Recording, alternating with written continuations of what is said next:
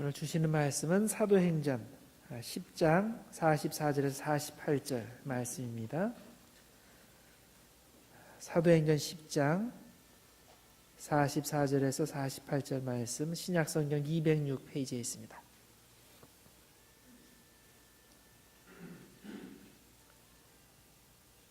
사도행전 10장 44절에서 48절 말씀, 우리 한 절씩 교독하도록 하겠습니다. 베드로가 이 말을 할 때에 성령이 말씀 듣는 모든 사람에게 내려오시니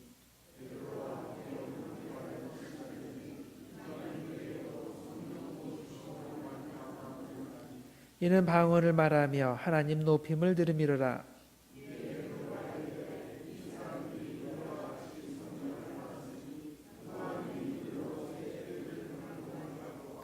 명하여 예수 그리스도의 이름으로 세례를 베풀라 하니 그들이 베드로에게 며칠 더 머물기를 청하니라. 아멘. 이제 정미영 선교사님 나오셔서 다가온 땅끝 선교적 회심이란 제목을 가지고 오늘 말씀을 주시겠습니다. 모든 은혜 받으시길 바랍니다.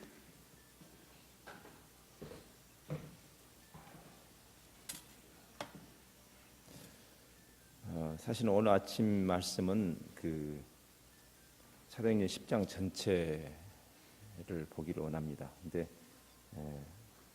좀 긴 장이라서 그냥 끝절만 보았습니다. 사도행전 10장은 아마 어떤 내용인지 대충 아실 겁니다. 여기 중요한 두 사람의 등장인물이 나오는데, 한 사람은 우리가 잘 아는 베드로고, 베드로는 마땅히 그리스도의 제자고 또 예루살렘 교회의 지도자죠. 우리가 생각할 때 완벽한 신앙의 좋은 선배, 모델, 그렇게 생각할 수 있는 분이죠. 완전한 분은 아니지만, 이 고넬료란 사람은 이방인이고,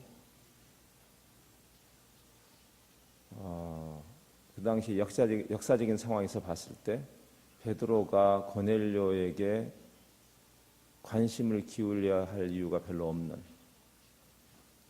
어떻게 보면 원수죠. 침략자의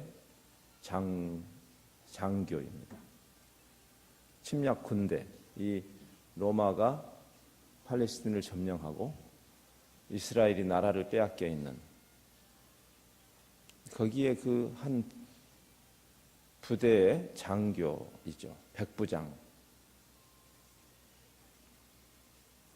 무슨 상관이 있겠어요?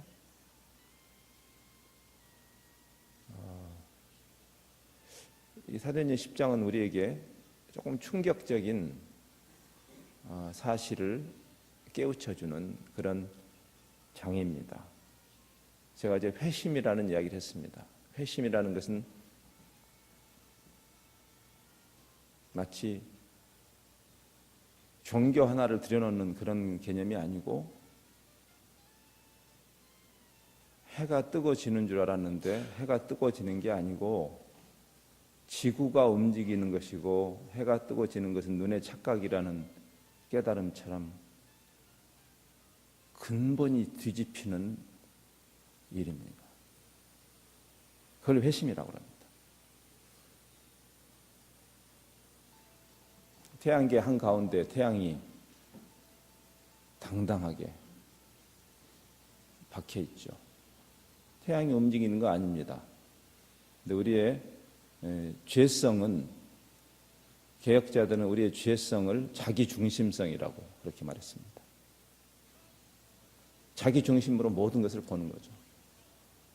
하나님도 사실은 나한테 이용가치가 있기 때문에 하나님일 뿐이죠. 그걸 종교인이라고 합니다. 언제든지 버릴 수 있는 하나님, 수 틀리면 반납할 수 있는 예수님, 그런 상태를 회심이라고 말하지는 않습니다.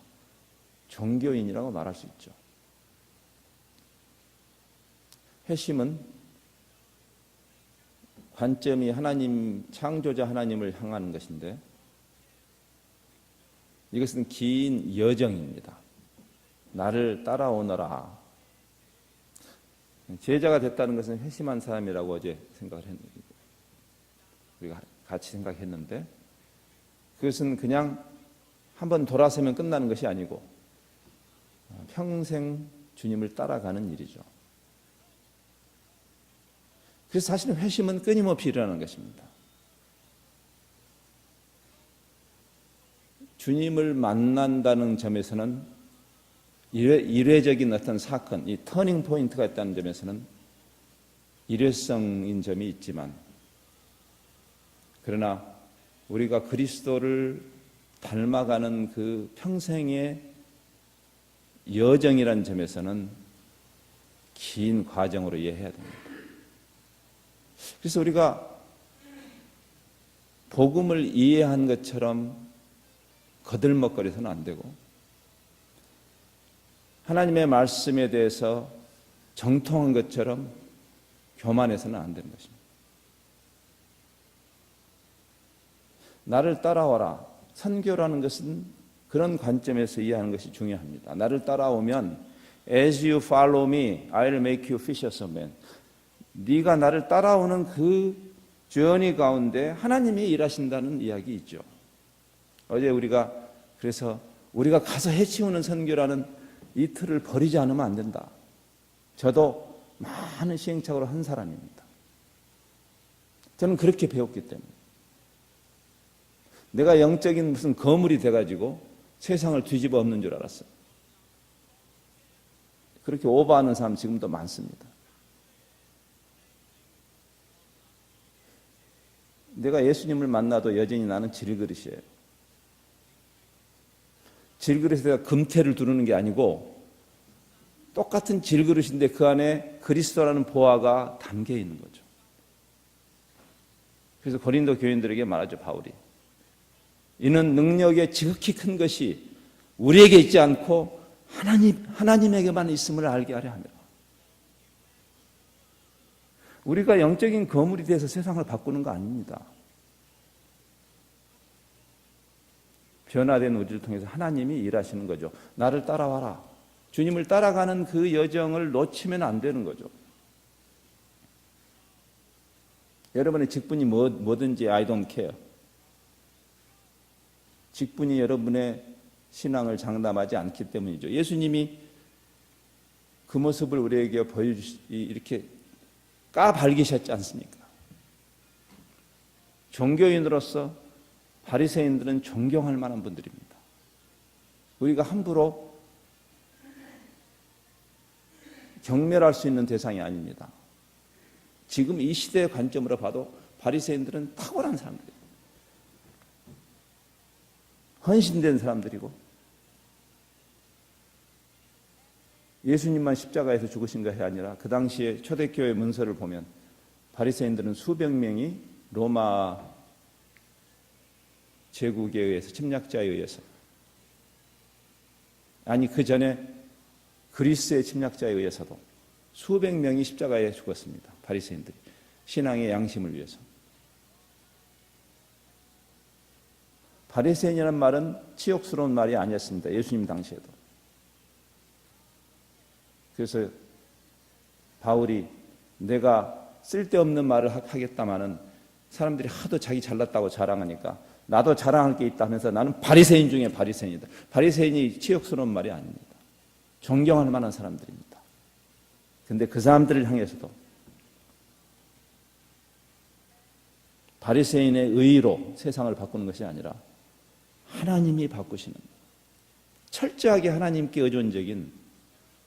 그래서 우리의 선교도 우리가 가서 해치우는 것처럼 그렇게 가는 게 얼마나 반성경적인 것인가. 깨달음이 필요해요. 처절한 깨달음. 우리의 구원이 100% 하나님의 은혜에 의존하듯이 신앙인의 삶도 선교도 100% 하나님의 은혜에 기대는 것입니다. 나를 따라와라. 지금 이 10장은 우리가 참 우러르는 믿음의 선배 베드로, 이쯤 됐으면, 지금 복음서의 베드로가 아니라 그 시행착오를 많이 하던 베드로가 아니라 사도행전 10장에 와 있는 베드로가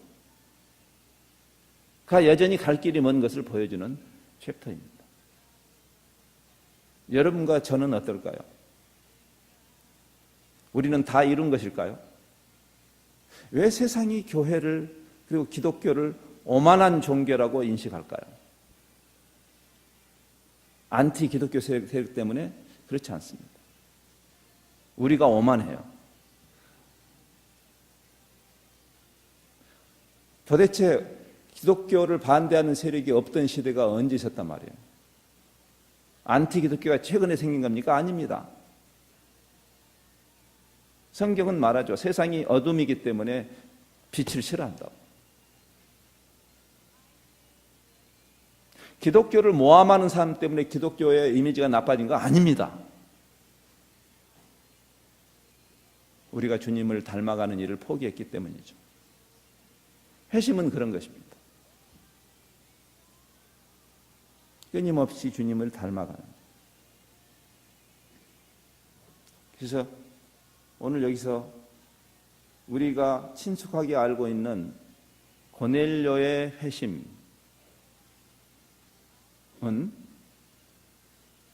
베드로의 회심을 필요로 했다. 즉 우리가 끊임없이 회심의 여정을 가지 않으면 세상에 소망이 없습니다. 다 된 것처럼 멈추는 순간 우리는 바리새인이 되기 때문에, 회칠한 무덤이 되기 때문에, 세상이 보기는 세상의 눈으로는 탁월한 종교인인데 종교인에게는 세상에게 소망이 없습니다. 종교인을 통해서는. 10장의 메시지는 읽으면 읽을수록 고넬료의 회심 사건이 아니라 베드로의 회심 사건입니다. 여러분과 저의 계속되는 회심, 선교적 회심입니다. 복음을 다 알아버렸다고요? 예수님을 따라가면서 예수님의 마음을 읽어내는 과정이라고도 볼 수 있겠습니다. 삭개오 사건을 생각해 보세요. 충격이지 않겠습니까? 수많은 사람들이 그 누가복음 19장쯤 가면 예수님이 이제는 많이 알려진 때입니다. 소위 인기가 좋으신 때. 모든 사람이 예수님을 만나기를 원했고 앞을 다투어서 예수님을 식사 대접을 하고 집에 모시려고 했던 때.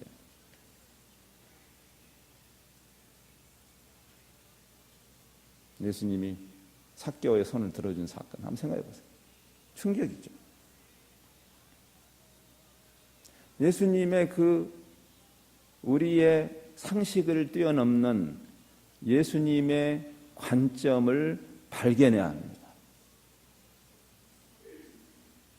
여러분들이 그냥 한인사회 비슷한 교회 하나 만들어 놓고 우리끼리 오손조손 김치 먹으면서 사는, 이것이 정말 주님이 원하시는 걸까? 우리끼리 그냥 안 싸우고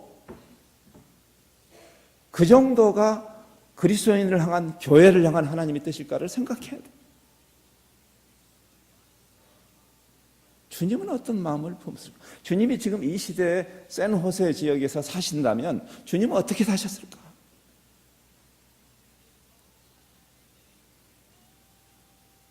베드로를 향한 충격적인 하나님의 섭리가 우리에게 많은 것을 다시 생각하라고 요청하십니다. 선교적 교회가 된다는 것은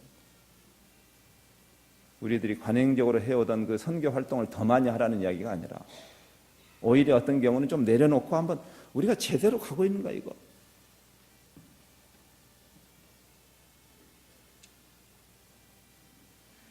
여기 이 10장은 대조를 하고 있어요. 컨트라스트. 이 우리가 생각할 때 베드로 같은 탁월한 리더가 훨씬 더 모범적일 것 같고 침략자의 장수인 고넬료는 한참 배워야 될 것 같은 그 두 사람을 등장시키면서 의외로 반전이 있어요. 하나님이 이방인인 고넬료를 만나 주셨다는 사건이 우선 충격입니다.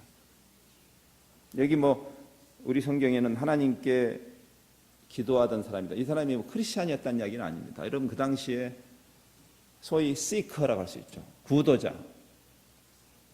유대인들 디아스포라가 마치 여러분이 코리안 디아스포라가 산지사방에 퍼져 있듯이 유대인 디아스포들이 산지사방에 흩어져서 그 당시에 로마 제국 이 그레코 로만 월드라고 그랬죠. 이 그리스 로마 시대의 그 헬레니즘의 그 다신론적인 잡신들을 섬기던 그 사람들에게 윤리 도덕도 없고 그 신들끼리 근친 상간을 하고 하는 그 이상한 시대. 마치 요즘 시대하고 비슷한 시대. 우상이 가장 많았던 시대. 그 시대 유대인들이 산지사방에 나라를 잃고 흩어져 하나님을 섬기죠. 가서 그들이 유일하신 하나님을 섬기는 여호와 하나님을 섬기는 그 유대인들을 보면서 그 잡다한 생각에 빠져있던 그 시대에 그래도 고넬료처럼 뭔가 진리를 추구하는 사람들에게 유대교가 임팩트를 주었던 거죠. 그래서 이 고넬료도 뭔가 저는 잡신들 말고 뭔가 천지를 창조하신 하나님을 향한 구도의 과정에 있었던 사람이에요. 이 사람이 고넬료입니다. 마음밭이 좋은 사람이었던 것 같습니다. 우리가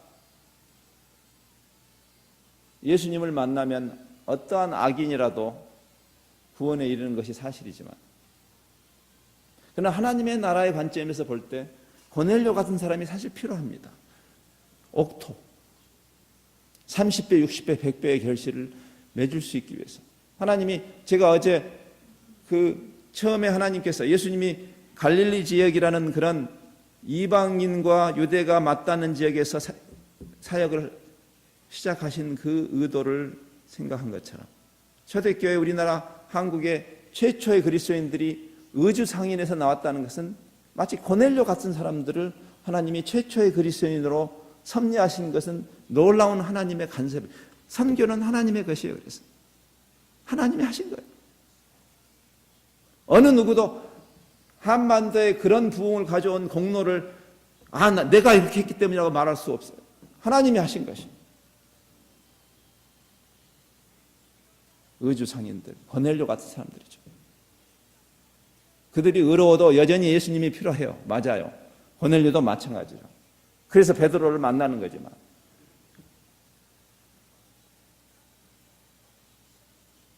성화가 중요한 이유가 거기 있습니다. 예수 만나서 나 구원받았네 그 정도 갖고는 안 되는 거예요. 그래서 하나님이 우리를 이 세상에서 그리스도인으로 살게 하시는 그 뜻을 이루기 위해서라도 더 주님을 닮아가는 그 과정이 필요한 거죠. 주님이 나를 쓰시기 위해서. 그래서 이 바울도 그런 얘기 하지 않습니까? 내가 다 이룬 것이 아니다.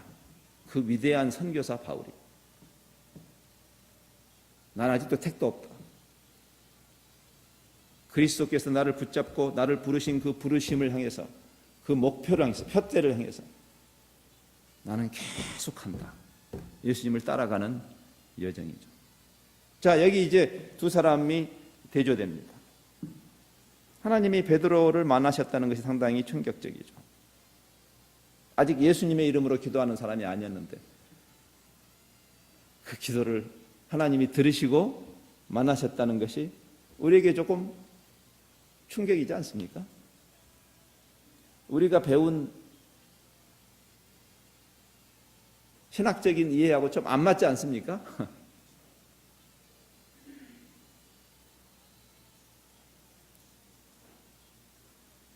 예, 하나님이 일반적으로 우리의 전도를 통해서, 우리의 증거를 통해서 일하시기로 결정하셨어요.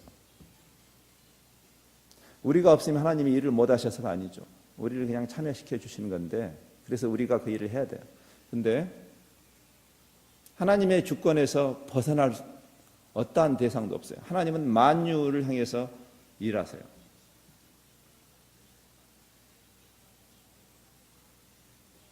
고넬료를 오늘 시대에 적용한다면 아마 우리가 지금 많이 선교계에서 말하는 3대 타종교권 사람들에 해당할 겁니다.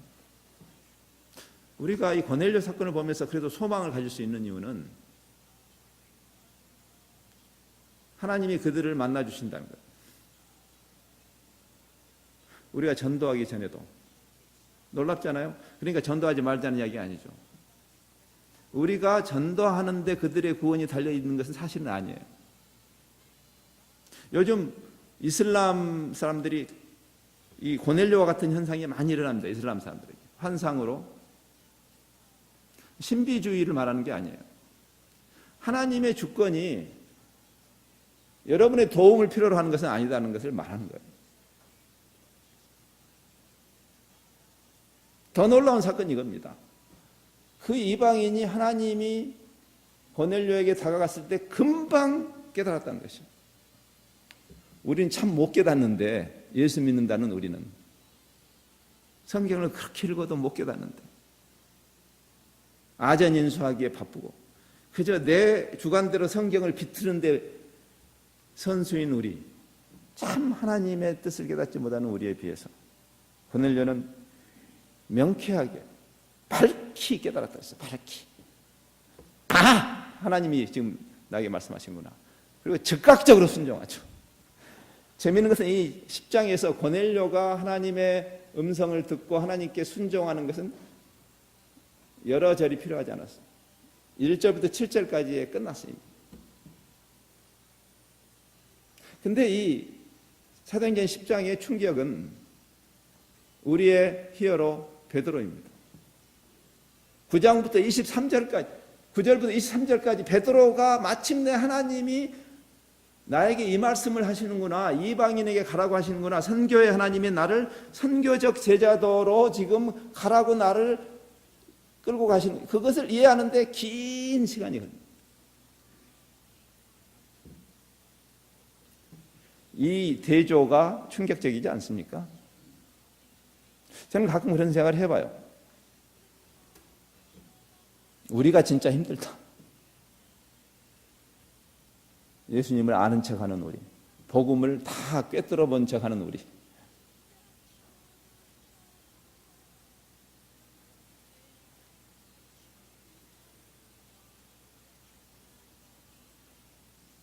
겸허함이 필요하고 말씀 앞에 설 때마다 두렵고 떨림으로 우리 안에 내주하시는 성령님께서 하나님이 쓰신 말씀, 하나님의 계시를 내 관점에서 뒤틀지 않고 원저자이신 하나님의 관점으로 하나님의 말씀을 깨닫도록 도와주십시오라는 그 하나님의 은혜에 기대는 겸허한 마음이 참 필요한 것 같습니다.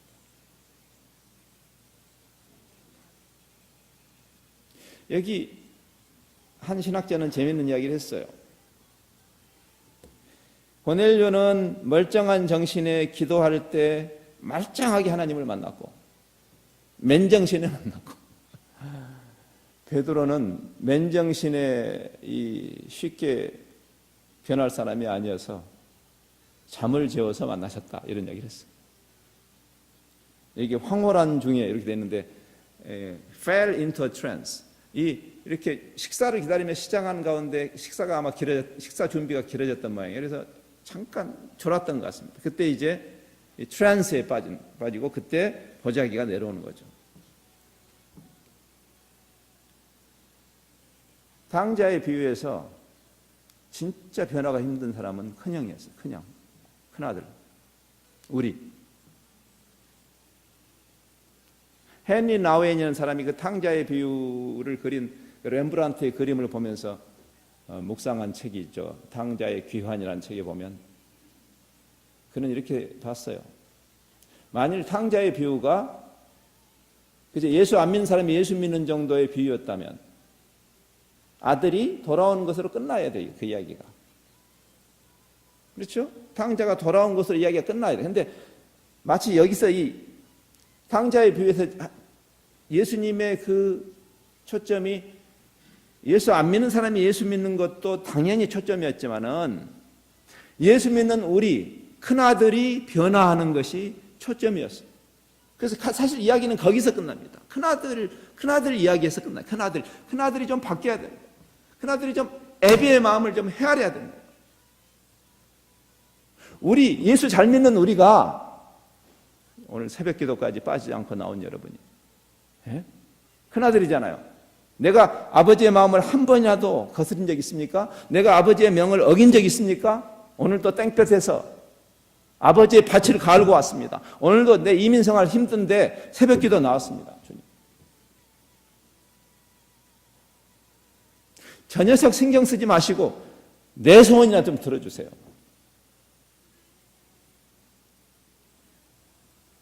여러분이 다 자녀들을 두셨으니까 그런 두 아들을 두었을 때 부모의 마음을 여러분은 아실 거예요. 야 이놈아 애비의 마음을 그렇게 헤아리지 못하느냐. 우리가 주님을 따라가면서 하나님의 마음을 헤아리는 우리가 다 돼서 우리가 남에게 동냥하는 일이 선교가 아니라 그 말이에요. 우리도 주님을 따라가는 그 여정이 그들을 그 여정에 초청하는 것일 뿐이죠. 예? 마치 그 큰아들의 회심이 필요한 것처럼. 물론 다른 종류의 회심이죠. 지금 여기서 베드로의 회심이 필요한 것이죠. 그런데 우리의 그 고정관념이 하나님을 오히려 되가르치려고 하죠. 그렇죠? 하나님 그러셔야 되겠습니까? 그건 아니죠. 하나님 그건 아니죠. 그 기도하면서 하나님을 가르치는 분들이 있습니다. 가끔. 네? 하나님을 훈계하는 분들이 있어요. 그 대중기도할 때. 하나님 모르셔서 그러는데 이거 좀 아셔야 될 것 같다고 이렇게.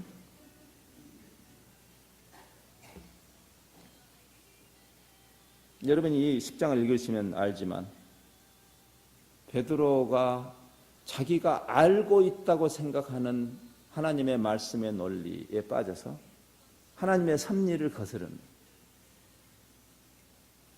어제와 그제 우리가 선교적 교회라는 그 워크숍을 하면서 우리가 그런 이야기를 했어요. 하나님의 관점에서 성경을 보는 것이 굉장히 필요하다. 만유의 주제이신 하나님이 만유를 회복하고자 하는 하나님의 그 중심을 이해하면서 성경을 봐야지.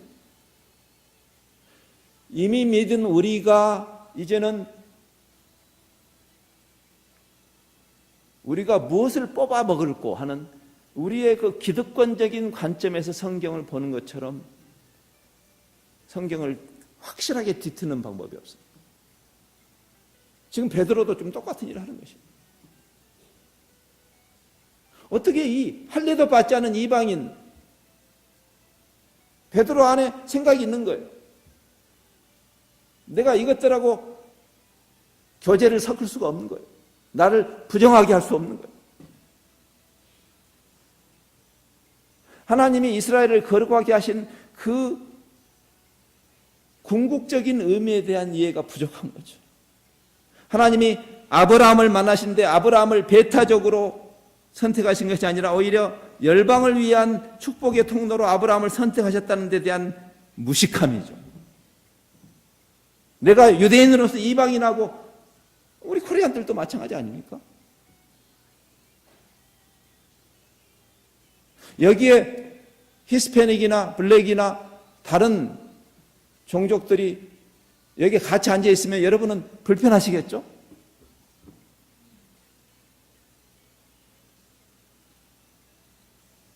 그 보자기의 비유는 우리가 예수를 믿는다고 하면서도 민족주의에 갇혀있는 우리,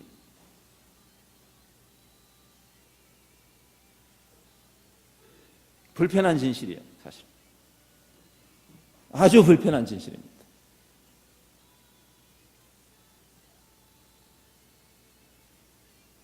예수 잘 믿는 우리 한민족이나 잘 축복해 주셔야 할 하나님. 큰아들의 생각이죠. 그렇죠? 우리 예수 잘 믿는데 지금 이 시대에 이렇게 하루도 안 빠지고 새벽 기도하는 교회 있으면 나와보라고 그래. 다른 민족 교회. 여러분 지금 공로를 쌓고 계신 겁니까? 새벽 기도 나오심으로? 적선하고 계시네요. 하나님이 되갚아 주셔야 됩니까? 하나님은 어떤 생각을 하고 계실까? 고넬료를 향한 하나님의 그 마음. 그래서 그 환상을 하나님은 3번이나 반복하셨어요. 한 번도 아니고. 시청각 교재를 동원해서 파워포인트를 쏘시면서 그냥 안 돼.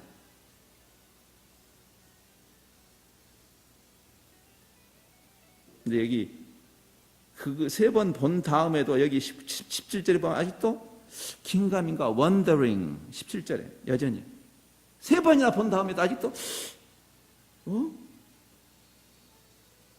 하나님이 그렇게 하실까? 저 불결한 이방인들 19절에도 여전히 thinking은 상당히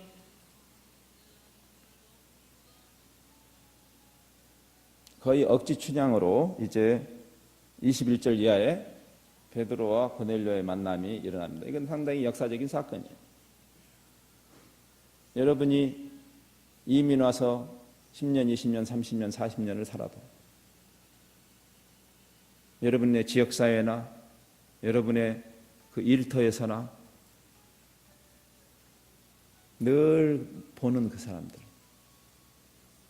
저 사람하고 나하고 무슨 상관이 있는가? 아예 나하고는 아무 상관이 없다고 생각한 그 사람들. 세노세 지역에서. 그 사람들이 고넬료인 거예요. 집에 초청을 해보셨어요? 아니면 그들과 의미 있는 관계를 시도해 보셨나요?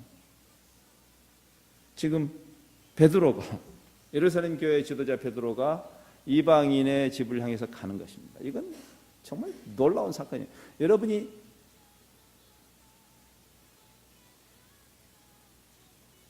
그 늘 보았던 그 히스패닉 그 사람하고 인간 대 인간으로 만나게 되는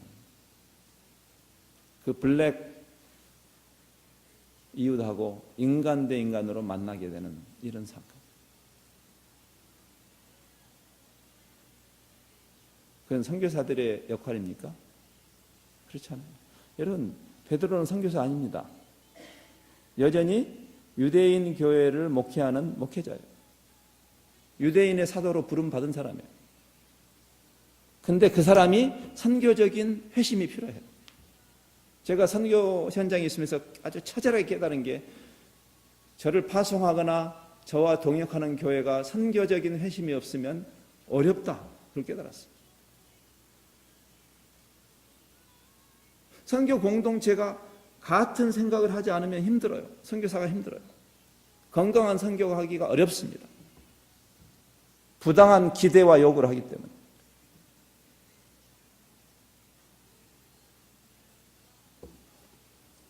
여기 10장에 나타나는 베드로가 어떻게 점차 바뀌는지를 한번 좀 몇 구절을 추적해 봅시다. 여기 21절에만 해도 베드로가 고넬료가 보낸 사람들에게 이렇게 퉁명스럽게 말하죠. 너희가 무슨 일로 왔느냐? 너희가 나하고 도대체 뭔 상관이 있길래 이방인은 너희가 이 유대인의 그것도 지도자인 나 우리 집을 찾아왔느냐? 그렇게 말합니다.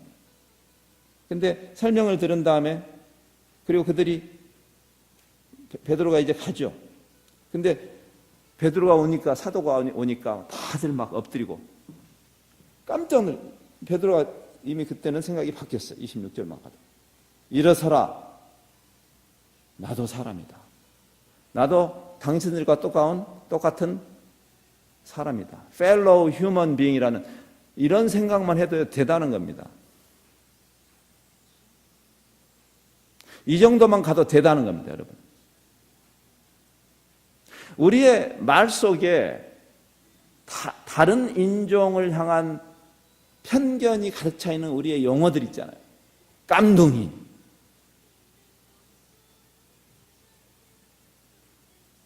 도대체 코리안들이 뭐가 그렇게 잘나서 흑인들을 향해서 깜둥이라고 말할 수 있나요? 그냥 객관적으로 신앙을 떠나서라도 한번 이야기해 보십시다.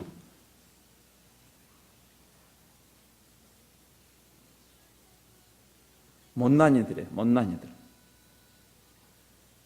강한 자에게 약하고 약한 자에게 강한 우리. 신앙을 떠나서라도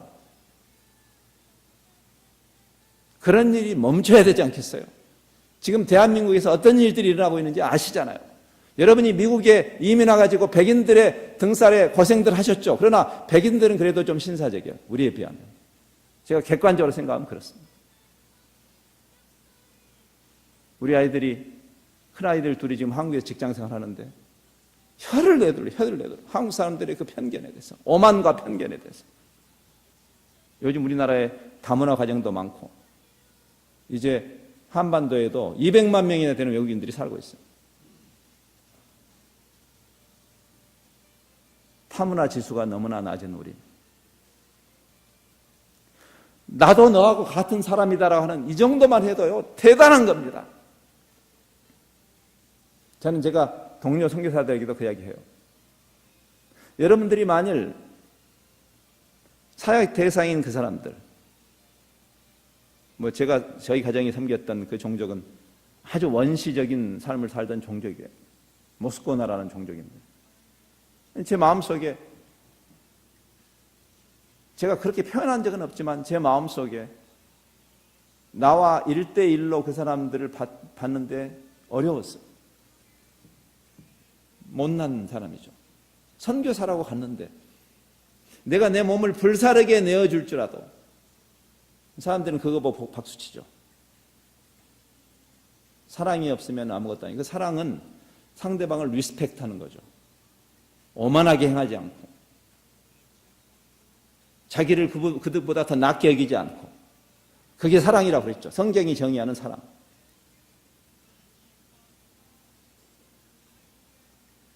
저도 이 베드로가 깨닫는 그 깨달음을 하나님이 은혜로 주셨어요.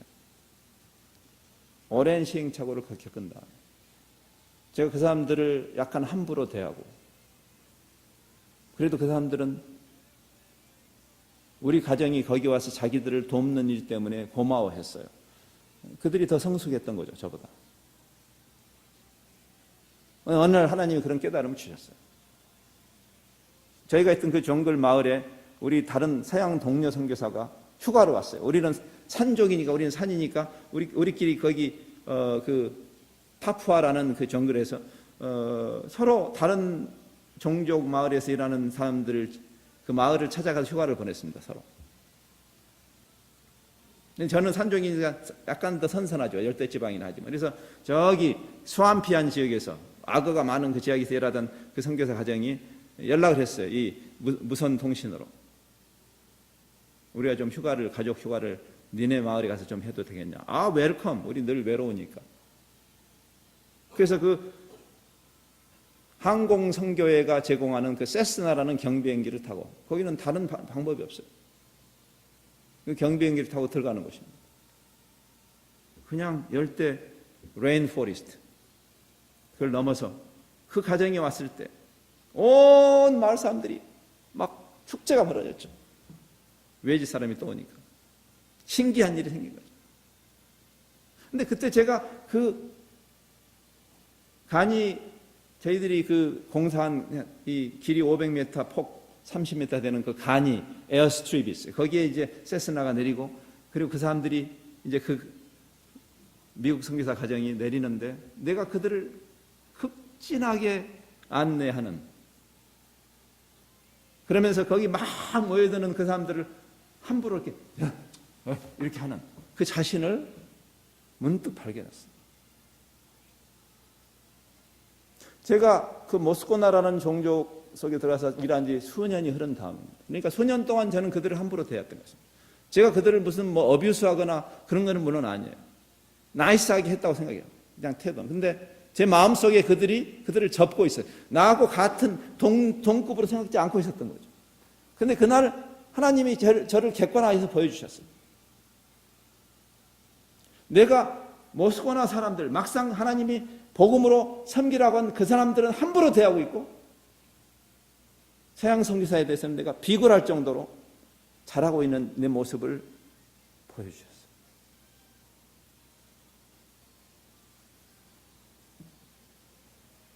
이렇게 하는 것은 안 하는 게 낫다는 것을 깨달았어요.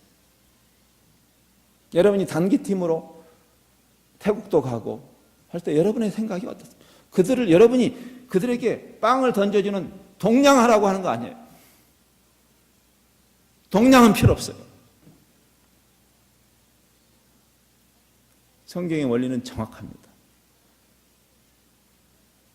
굶주린 자에게 빵을 주는 것이 중요한데 던져주는 것이 아니라, 그리고 그 구제하는 것이, 왜 구제하는 것을 남이 모르게 하라고 하는지 아십니까?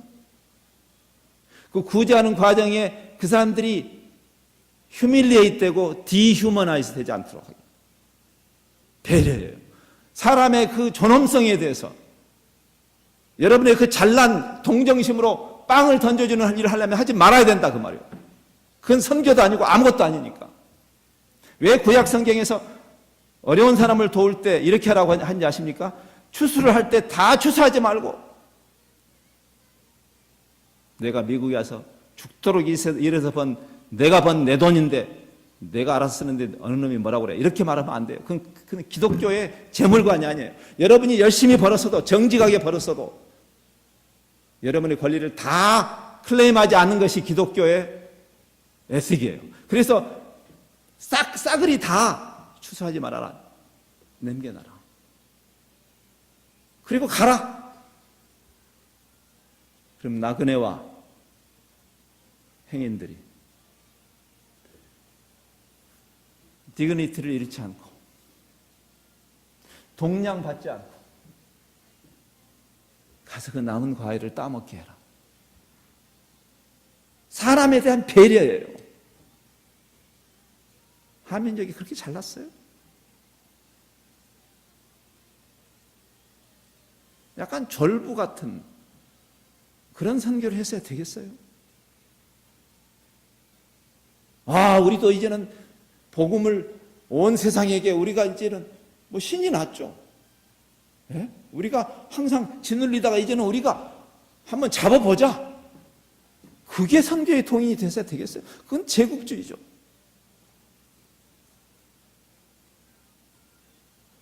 하나님은 베드로의 그 마음, 높아진 마음을 내리게 하시는 거예요. 그게 선교예요. 예수님이 하나님이신데 인간의 모습으로 오시잖아요. 그것이 하나님의 선교잖아요.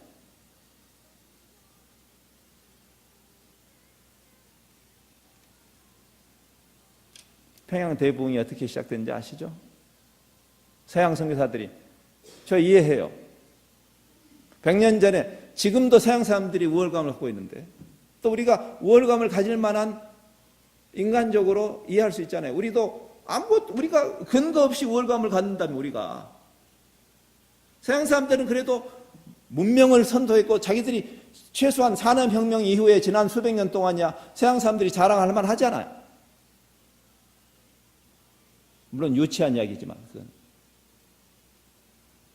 속이 덜 떨어진 그런 사람의 입장에서는 자랑할 만하잖아요. 근데 그 100년 전에 한국은 오죽했겠냐 그 말이에요. 그들이 한국 사람에게 와가지고 동냥해도 우리는 감사할 뿐이죠. 근데 하디라는 선교사가 어느 날 깨달았잖아요. 여러분 감리교회 선교사님이죠. 원산에서 사역하던 이 깨달음을 했어요. 하디가. 내가 내 몸을 불살에게 내어줄지라도 조선 사람들을 내가 나하고 동등한 휴먼 비잉으로 생각지 않는 내 마음속에서는 열심히 일했지만 다 고마워했지만 그냥 자기 마음속에는 이들을 이렇게 경멸하는, 지금 선교 현장에서 현지 사람들을 함부로 대하는 선교사가 얼마나 많은지 아십니까? 저는 그런 일은 당장에 멈춰야 된다고 생각하는 사람입니다.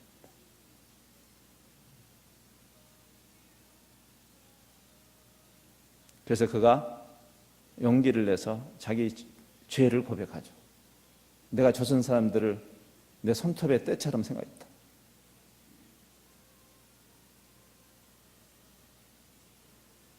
서양 사람들이 잘난 줄 알았다. 이것은 예수님의 마음이 아니다. 이거는 선교도 아니고 복음도 아니다. 그랬을 때 많은 다른 선교사들도 그 죄를 고백하고, 우리가 주님을 따라가면서 여러분이 여기서 여러분의 그 스몰 비즈니스를 하면서 여러분이 고용하는 그 히스패닉이나 그 다른 형제들에서 여러분은 어떤 생각을 갖고 계십니까?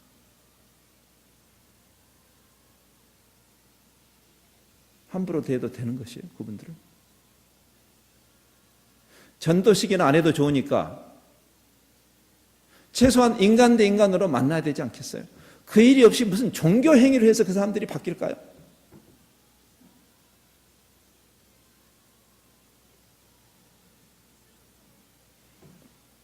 그래서 그가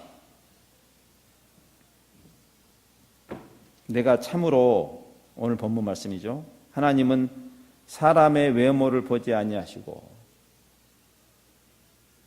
우리말 번역이 나는 마음에 안 들어요. 사람의 외모를 보지 않는 이 말이 무슨 뭐 몸짱 얼짱을 보는 그 말이 아니고, 하나님은 그 사람이 뭐 유대인이나 이방인이냐, 이 사람이 많이 배운 사람이냐 무식한 사람이냐, 이 사람이 뭐 귀족이냐 평민이냐, 이런 것을 가지고 편애하시지 않는다는 의미죠. 우리는 그런 경향이 있죠. 우리끼리 패거리를 짓는 거 좋아하죠. 우리끼리 수준 있는 사람끼리 모이기 좋아하죠. 그렇죠? 수준 있는 사람들.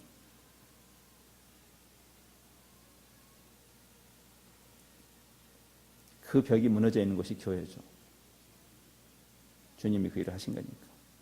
내가 참으로 하나님은 사람의 그 상황에 따라서 편견을 갖지 아니하시고 각 나라 중 하나님을 경외하며 의를 행하는 사람은 다 받으시는 줄 깨달았도다. 베드로의 회심입니다. 여러분의 그 회심이 필요하죠. 여러분이 지금 만나는 여러분의 고넬료들이 있기 때문에, 그 사람들이 소망이 있으려면, 그 사람들이 회심할 가능성이 있으려면 여러분이 회심해야 됩니다. 고넬료가 회심하기 위해서 베드로의 회심이 먼저 필요한 거예요. 우리가 예수님을 따라가야 남들이 낚여지는 거예요.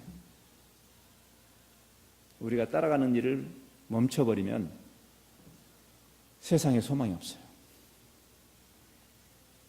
결자 해지, 열쇠는 우리에게 있어요. 하나님이 열쇠를 우리에게 주셨어요. 그렇잖아요. 교회를 세우시면서 내가 천국의 열쇠를 너한테 준다. 하나님은 우리에게 의존적이라는 말이 아니라 하나님이 우리에게, 교회에게 그런 영광스러운 직분을 주셨어요. 여러분 아십니까? 왜 유대인의 사도로 부름을 받은 베드로가 왜 선교적인 회심을 해야 되는지? 그것은 베드로의 신앙 고백 위에 교회가 세워졌기 때문입니다. 어제 저녁에도 제가 말씀드렸죠. 우리가 고백하는 교회로는 무엇입니까? I believe in the Holy Universal Church. 베드로의 선교적인 회심은 필연적입니다. 베드로의 신앙 고백 위에 주님의 교회가 세워졌습니다. 그래서 그가 기꺼이 이제는 수동적으로 하나님의 그 인도를 따라가는 게 아니라 이제 능동적으로 그가 자진해서 세례를 주겠다고 하죠. 여러분, 요즘 현대교회는 세례를 너무나 함부로 주는 경향이 있다고 저는 생각합니다. 그런데 초대교회는요, 세례를 잘 안 줬습니다. 신앙 고백하는 사람조차도. 이 사람의 정말 이 사람이 지 말로는 예수 믿는다고 하는데 정말 이 사람이 정말 회심한 사람인지를 충분히 신앙 공동체가 관찰하고 검증하고 또 검증해서 아주 짜게 줬어요. 그게 초대교회 문헌입니다. 한국의 초대교회도 그랬습니다. 선교사들이 함부로 세례 주지 않았습니다.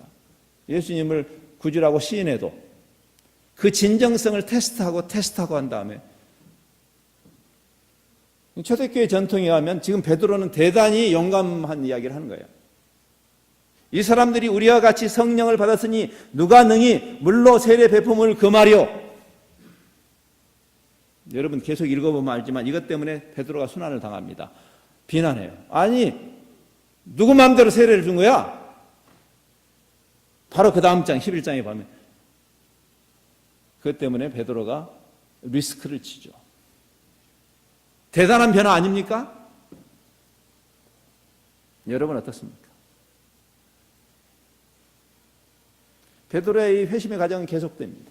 15장에 가면 더 놀라운 일이 일어나잖아요. 바울과 바나바가 그 이방인에게 교회를 세웠다는 것 때문에 또 문제가 되죠. 참 사람이 안 변해요. 지금 그 문제를 삼은 사람들이 안 믿는 사람들이 삼은 게 아닙니다. 그리스도인들이 삼았어요. 그 문제를. 우리가 예수를 믿어도 코리안이라는 그 한계를 좀처럼 뛰어넘지 못하는 것처럼 유대인들이 유대인의 기득권을 좀처럼 놓지 못하는 거기에 머무르는 교회를 그리스도의 교회라고 말할 수는 없는 것입니다. 우주적인 교회를 이해하는 여러분이 오늘 아침에 저는 기도할 때 이런 제안을 드립니다.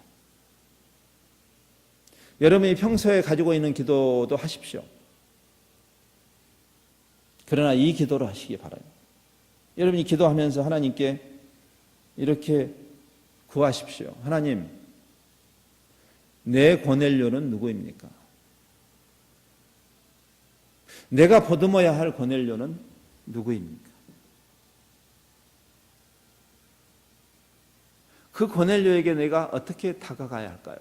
불편한 일입니다. 여러분, 불편한 일입니다. 베드로는 대단히 불편한 일을 해야만 했어요. 회심은요, 불편한 일입니다.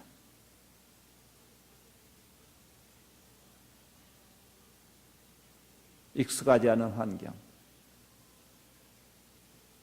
우리에게 편안했던 그 틀을 뛰어넘는,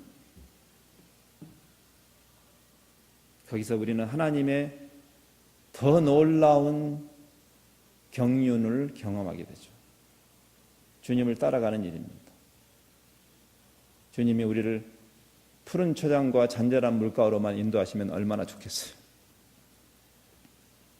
근데 그분이 때로는 사망의 음침한 골짜기로 우리를 인도하시죠. 가야 합니다. 불편한 곳을 향해서 가야 하죠.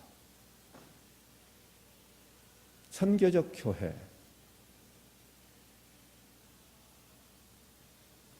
연합감리교회가 정말 선교적 교회가 되겠다고 한다면 여러분은 정말 거룩한 현상 불만족을 가져야 합니다. 이 정도로는 안 됩니다. 미안합니다. 우리 한민족 교회 이 정도로는 안 됩니다. 2만 명 선교사 보냈다고 까불면 안 됩니다. 그 숫자로 우리의 선교적인 퀄리티를 증명할 수 있는 게 아니기 때문입니다. 오히려 그 2만 명이 어떤 사람인가? 그 사람들이 정말 선교적인 사람들인가? 제가 이번에 선교적 교회 그 워크숍 하면서 그런 이야기 했어요. 선교적이지 않은 선교사들이 너무 많다. 저를 포함해서. 제가 그 하나님의 은혜로 깨달음을 받게 된 그 순간까지. 겉으로는 아무 일도 일어나지 않았는데 며칠 있다가 우리 모스코나 족장과 그 리더 몇 사람이 저를 찾아왔더라고요. 저는 제가 모스코나 사역을 하는 동안에 가장 큰 선물을 그날 받았어요. 그 모스코나의 그 족장과 그 리더들이 저를 찾아와서 이렇게 말하더라고요. 당신 변했다고 그러더라고요. 저보고. 겉으로는 아무것도 달라진 게 없는데 제가 그분들을 보는 제 관점이 달라지더라고요. 근데 금방 알더라고요, 그분들이. 그것을 알았다는 것은 무슨 의미일까요? 그 전에 제가 그들을 한 번도 제가 버벌리나 행동으로 그들을 어뷰스한 적은 없습니다. 그러나 그들은 알고 있었죠. 태도를 알고 있었죠. 내가 그들을 어떻게 마음속으로 대하고 있는지를 그들은 압니다. 여러분들이 종교꾼이 되지 말아야 할 이유가 거기 있어요. 여러분에게 붙여주신 고넬료를 여러분이 어떻게 존중해야 할 것인가? 주님을 계속 따라가시면서 삭개오 같은 사람을 손을 들어주신 예수님, 우물가의 여인처럼 세상의 관점으로는 함부로 대해도 될 만한 여인을 리스펙트해 주신 주님, 세리와 죄인들과 심지어는 창녀하고도 인간 대 인간으로 만나주신 주님, 선교적이 된다는 것은 그런 것이죠. 우리 한민족이 배타적인 기득권으로 남아있는 것이 교회일 수는 없습니다. 여러분의 선교 말입니다. 이 선교적인 회심, 그것이 우리 샌호세 연합 감리교회의 새로운 챕터를 향해서 하나님께서 여러분에게 보자기를 내려주시고 여러분이 그 보자기를 받는 그런 축복이 있기를 바랍니다. 기도합시다.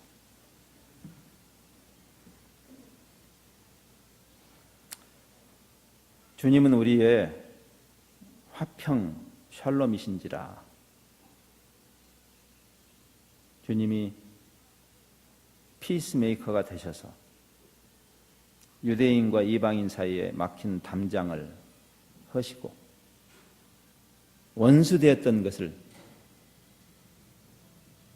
없애시고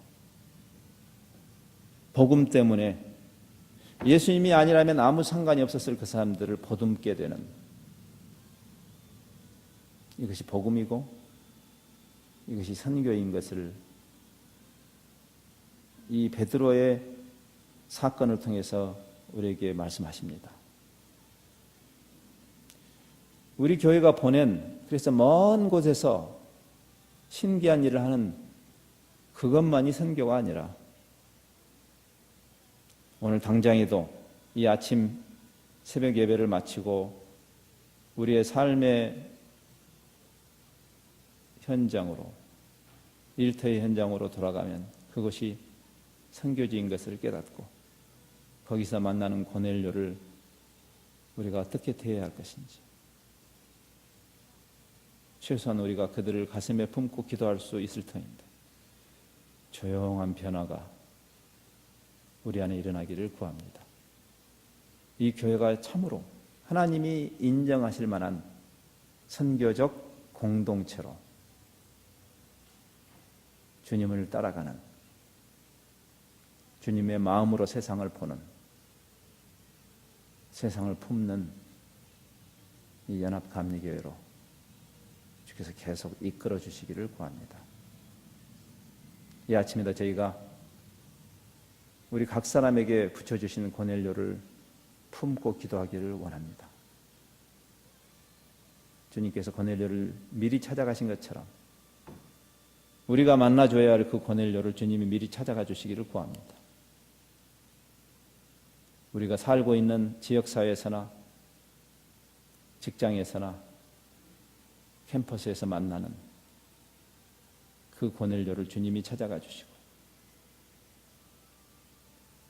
마음을 준비해 주시고 우리가 그들을 사랑하고 존중하고 보듬는 그런 관계의 형성을 통해서 고넬료와 온 가정이 구원에 이르렀던 것처럼 우리의 그러한 선교적인 발걸음을 통해서 우리 주변의 고넬료들이 영광스러운 복음에 들어오게 되는 그런 일이 계속 신나는 일이 우리의 그 축복을 흘려보내는 삶을 통해서 일어나도록 은혜를 베푸시옵소서. 이 아침의 기도를 주께서 받으실 줄 믿습니다. 예수님 이름으로 기도합니다.